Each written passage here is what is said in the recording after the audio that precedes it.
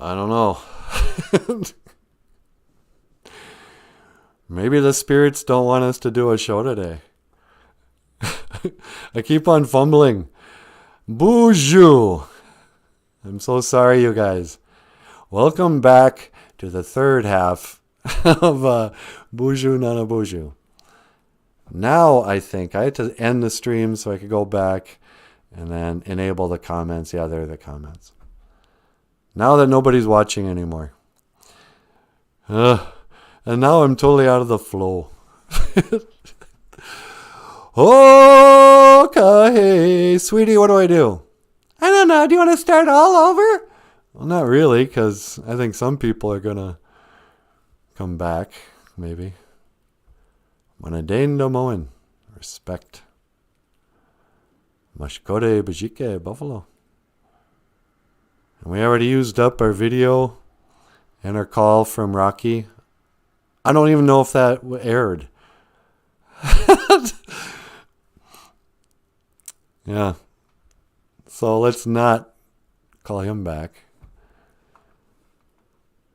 Rocky was yelling at me a moment ago, but I don't know for sure if that was streamed or not. So, let's talk about something brand new. What can I say? Well, so yesterday afternoon, we had a live Zoom gig, or Michael did mostly, with the, what do they call it now? State Tribal Relations Training. Tribal State Relations, TSRT, something like that. Anyway, a big conference where there were like 165 people there in the morning session and 177 in the afternoon session. And Michael shared that, he just played home live on the Zoom call with him and told the story of his grandpa running away from boarding school, And, it's tough for him to get through that sometimes. He gets choked up, even after all these years. Talking about his old grandpa. And he looks up and he's got, a picture of him and his grandpa sitting on a couch in one of the old cabins. But it was really cool because during his slideshow, or doing his song, he played this slideshow of all these boarding school kids. Let's look at these for a second. This is from Carlisle. And you got to ask yourself, how in the world did they get those kids just to sit and behave? You have 500 children all facing the same direction. And, whatever. Here's the newly transformed boarding school kids in their uniforms and their haircuts. And that's what they used to look like when they had long hair and were rocking the Apache look. Here's some boarding school kids and their one white teacher, all staring at the camera. So these are from different boarding schools, but they're all from around the same era. Like when my grandpa was in boarding school. This is a Flandreau Indian boarding school. There was a boys' side and a girls' side, and they were never allowed to interact. Here's one of the classes. Of course, they're interacting there. There's girls and boys in class, so whatever. Here's a home ec room. Learn how to cook and sew and clean and do all that. You like your grandma's cooking? Well, she probably learned it at boarding school. I hate to say it, but these kids, they learn skills. Here they are playing basketball in the first shorts that girls ever wore. Those were invented in the boarding schools. They got tired of the boys seeing them. They used to have to play in like skirts. My grandma used to tell a story of when they played basketball in boarding school. The girls were like, well, we got tired of the boys looking up our skirts, so we sewed our skirts together and made these shorts. I think that was a picture of them. There's the Indian training school. Bunch of little shenabs in uniforms. We don't need no education. La, la, la. The marching band. We don't need no thought control. The fake globe. See that? Gotta teach these little kids that the earth is round. No dark sarcasm in the classroom. Teacher, leave them kids alone.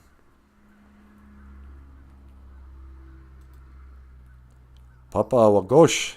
Hey, Boozhoo, Papa Wagosh. How are you? Welcome to the show. This is the third try. Oh, good, Jim's back. Leave our kids alone, says JP. Boozhoo, you guys. We started our live stream this morning, and I think 25 people were watching. And then I screwed it up and forgot to turn on the microphone, accidentally shut us off, or something happened. But we're back. Now we're just looking at some of these old pictures of the boarding school kids. You know? And you got to think about your grandparents. I mean, I know not everybody who watches the show is Shanab, but most of us are. This is kind of the shared heritage. Is that all of our grandparents, their school experience was also an experience of homesickness and strict rules and conformity and brainwashing. And, you know, it really was part of the mission to make them, they didn't even apologize about it. They're out in the open. They said to instill a contempt for their native ways, to make them embarrassed. They wanted Indian kids to be, by the time they graduated, to be fully white. They said the only thing Indian about them in the end will be their blood. General George Elcott, or whatever. And then these little darlings in their basketball uniforms and their little... See, those were the original Land O'Lakes knees, you guys. And they found those knees so racist. So, yeah. And I want to go home. Anyway. Sometimes I just feel so small. But then I dream big. Whoops. That's not what I wanted to do. Big John, Little John, what a way to grow. So yeah. Papa Wagosh says, as a Catholic school survivor, I can relate. Yeah, that's exactly... Sometimes Indians forget this, but white kids had their own boarding schools. And the Catholic school experience was a lot like the residential school experience that Indians went through. I mean, frankly, it was modeled on that. Nuns taught the classes. And, it wasn't like white kids could just grow their hair long and, participate in non-Catholic rituals either. So all the stuff that scarred our grandparents about forced assimilation, the Catholic kids all over the world had forced assimilation. That's why they call it like I'm a recovering Catholic, or I'm a Catholic school survivor. It's like, yeah, we feel you, buddy. Every institution has some level of that indoctrination. Sometimes it's necessary. If you join the military. It's not like my grandfather ever complained about the military making him cut his hair. My grandpa was a veteran. And yeah, you have to wear a uniform in the war too. But they say that's why native people of that generation were really good soldiers, warriors, because they grew up in a boarding school institutions. So they already knew how to follow orders, how to march. Most of these Indian guys already knew how to use guns. And, so they were really good soldiers. And, it's always I always like talking about this. The little kids don't ask these questions. Little kids ask different questions. But college kids are often coming at Indian history as though it was like African American history or something. That it was a battle against the oppressors. And then they go, yeah, the boarding school era, and they oppressed our people. It's like, yeah. But then, luckily, American Indian movement came around and got us our rights. But then there was that period between when my grandpa was a boarding school kid and when the powwows got started up again. And World War II was in that, and Vietnam was in there. And all these Indians signed up for the wars. And they were just proud. And their families were just proud.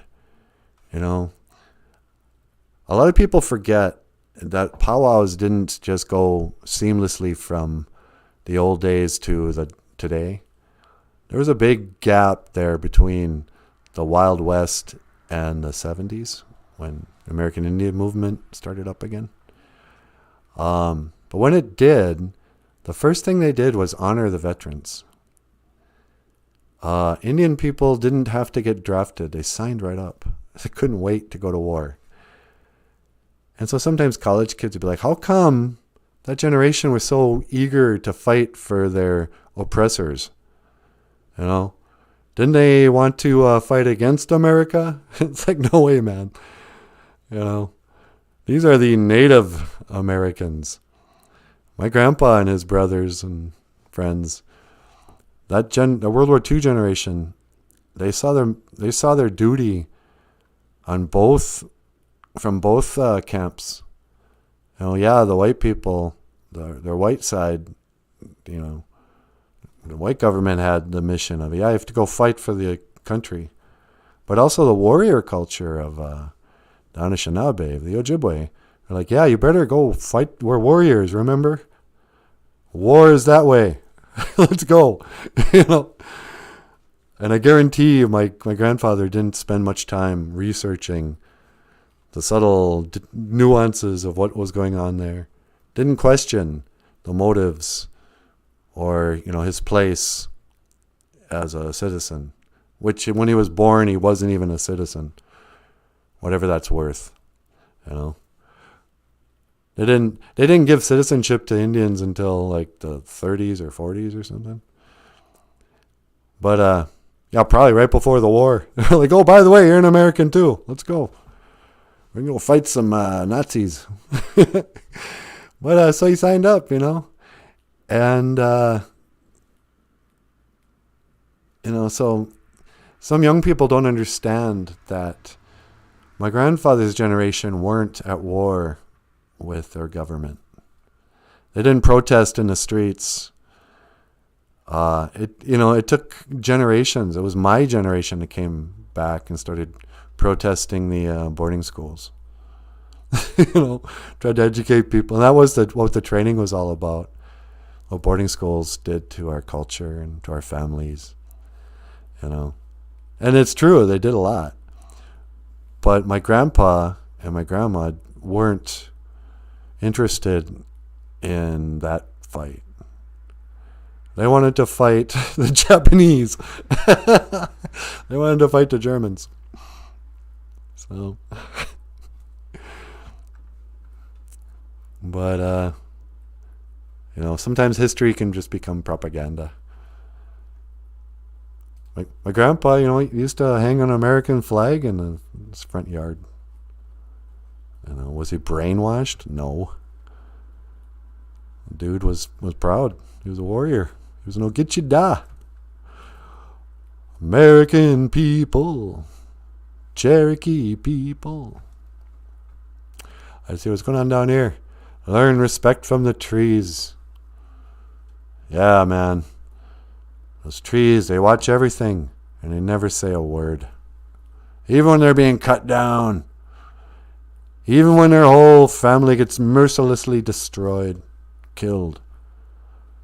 A tree stoically falls on its face and then transforms and becomes toilet paper, so we may be clean of our dirty butts. That's Monadain Domoan. That's what respect is. Respect is finding honor and respect in everything.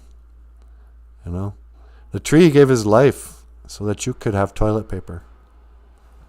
You know, you saw how everybody freaked out when they, orchestrated the toilet paper shortage of 2020, which nobody likes to talk about. Oh, we're running out of toilet paper for 2 weeks. And then now, well, it's fine. What was that? Just wanted to scare you people. Gonna take all the toilet paper off the shelves, tell you there's a shortage because of COVID or something. Oh, does COVID give you the runs? No. Then what? But anyway, I, for one, appreciate the tree, the loggers. Oh, they're logging down we should tear down the Paul Bunyan statue. He represents the evil white man who's logging the trees, destroying our precious environment. Well, you know what? Without those loggers and without those trees being tore down, you'd have to be like the Indians in India, wiping your butt with your hand. That's probably racist. I don't even know if that's true. I don't think that's true. Why did I say that? Do they have toilet paper in India? Maybe they poop in the streets. There's something gross. Anyway, I respect the men and women and the trees who gave their life so I could be clean after half a cup of coffee in the morning. Today is a Ojibwe word of the day. Moo. Okay. Papa Wagosh says, as a vet, I fought for my land, not their country. Yeah, exactly. Vets fight for our land. It's still our land. It's not, who cares about the country? This is the sacred land, Turtle Island, Gee, I'm glad you're here, Papa Wagosh. The old daddy fox there. I bet you he's a silver fox. Papa Wagosh. Daniel Black says, Papa, respect. Yeah, thank you for your service, by the way. Sorry. Daniel Black says, I work in a sawmill. I want my respect too. Yeah, man. Poor old Daniel Black, constantly getting grief from the environmentalists. Sure. We like sitting in the shade, but we also like wiping our butts. So thank you. I don't know if he actually makes toilet paper. But even, paper. I worked in printing for many years, the printing industry, press operation. And boy, there's a blatant bad environmental practices going on there. You just pour your whatever right down a drain, ink by the gallons. One time I saw a guy spill like a 200-pound drum or gallon drum of ink, black ink. It just spilled into the floor. It took us 8 hours to clean it up. And then we just, we did our best, but it ended up in a dumpster. Later that year, they get awards for being so clean. So yeah. But anyway, so we did this conference, right? And there's like 177 people in one. There were 2 sessions. I think it was like a total of over 300 people Michael played to yesterday. And we talked about boarding schools. And I gave a little plug to our live stream. So it's real good. We probably got a bunch of people come over from the conference yesterday. And here I am screwing it up. But it went pretty well. So anybody new, like probably Papa Wagosh, to the show, welcome. We're here almost every morning. In the early morning rain. We kind of shoot for 6 o'clock. I started the show this morning talking about how, us Indian people, we're always all about the respect. Oh, you gotta respect your Mother Earth. She's the mother to us all. Oh, show respect for your elders. Respect all of the creations, the four-leggeds, yada, yada, And it's true. You do have to respect everything. But then the one thing that Indians are famous for not respecting, other people's time. We're all on Indian time. Oh, yeah. I knew you were starting dinner at 7, Grandma, but here I am, 8 o'clock. What? Can you warm that up? I'm on Indian time. And you go, yeah, well, I know we don't need to get all bent out of shape about it, but respect can also be showing up on time. You can't hide behind that Indian time thing forever. So this was the third try of doing one live stream show. So we usually start at around 6. Michael is sometimes on Indian time, so we sometimes are late. Having just said everything I just said. But join us every morning if you can, from 6 until 7 standard time. That's Minnesota time for you Minnesotans who don't realize there's other time zones. Oh, you know what else I learned? What's that? There's another thing about white people when they talk about Asian people. It's just so dumb to I'm getting tired of even the term Indian. Why do you feel the need to sum up all indigenous people of North America into one group? It's as dumb as saying Asian. So when that guy did his hate crime or whatever, he killed a bunch of Asians. It's like, what, people from India or from China or Hong Kong or Russia? I mean, what are we talking? What is an Asian? There's so many different languages. And then somebody goes, yeah, they're talking about, 10 different time zones or something? And so you can't just generalize Asian people as one unit, as one group, any more than you can generalize Indian people. Ojibwe person's different than a Navajo. Whatever. And same thing with black people, But white people, same thing. There's a difference between a person who comes from a Scandinavian background and a person who comes from a French background or a German background. There's a big difference between a white guy who grows up in Appalachian Mountains and a white guy who grows up in California, Beverly Hills. They're not the same culture. So what good does it do to generalize like that? But that's what everyone wants to do. Oh, what color was he? And then what's that going to tell you? Oh, I got it. He was an Indian. So, yeah, you can assume that he was probably a liberal. He probably voted for Biden. He's like, no. A lot of gun owners are Indians too, you guys. Same thing with black people. Oh yeah, well, black people vote 98% blue. So they're all down with the Democrats. And then you actually meet them, they're like, no, they're way more conservative than the white people in the Democratic Party. Black people are not really that into, abortion and gay rights and transgendering your children. A lot of people want to oh yeah, they're with us. No, we're from the South too, A lot of gun owners who are black, legal and otherwise, A lot of members of the NRA have some pigment to their skin from every group. So you can't generalize. I don't know. Why am I talking about this stuff? I don't know. Because he ran out of funny stuff to say. Yeah, I better get out of here. Hey, you guys. Miigwech Kanawabi Egg.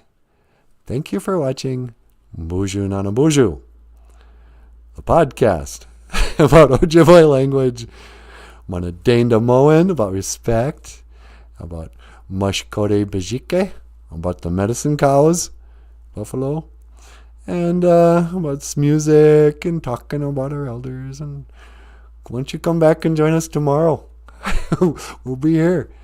And again, sorry for screwing up the original live stream, you guys. I guess I'm talking to the original Boozhoo crew who all went, what's he doing now? Like, are we done? It's only been 20 minutes. All right. Talk to you later. GOFUNDME, Minowa. Hawa. And live stream. I guess we're done.